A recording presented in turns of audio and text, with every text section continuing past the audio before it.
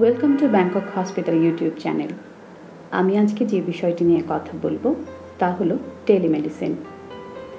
ইন্টারনেটের মাধ্যমে বাংলাদেশে বসে একজন রোগী বিদেশে বিশেষজ্ঞ ডক্টরের চিকিৎসা সেবা এবং পরামর্শ নেওয়ার পদ্ধতি হলো টেলিমেডিসিন।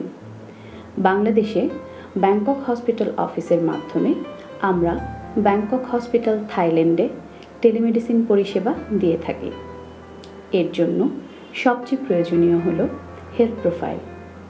যে রোগীর হেলথ প্রোফাইল করা আছে তিনি যে কোনো সময়ে আমাদের কাছ থেকে এই পরিষেবা গ্রহণ করতে পারেন।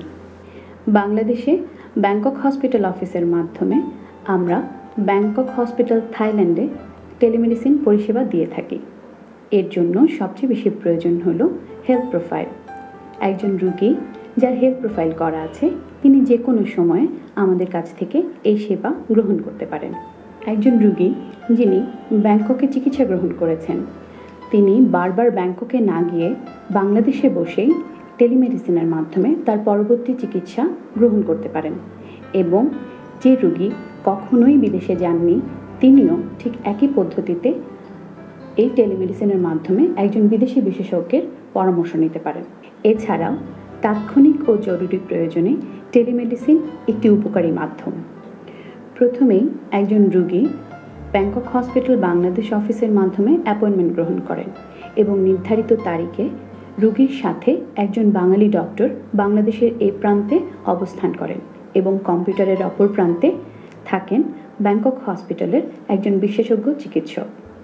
এক্ষেত্রে ভাষাগত কোনো সমস্যাই হয় না।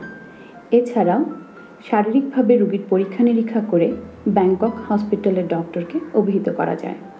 হেলথ প্রোফাইল থাকার ফলে একজন রোগীর তাৎক্ষণিক সমস্যা ছাড়াও ওনার সামগ্রিক ইতিহাস সম্পর্কে ডক্টর অভিহিত থাকেন। Diet, lifestyle, medicine, further investigation এবং রেকমেন্ডেশন এই সব কিছুর সমন্বয়ে তৈরি হয় একটি প্রেসক্রিপশন, যেটি আমরা রোগীকে হস্তান্তর করে থাকি। এই হলো আমাদের টেলিমেডিসিন পরিষেবা। ধন্যবাদ সবাইকে।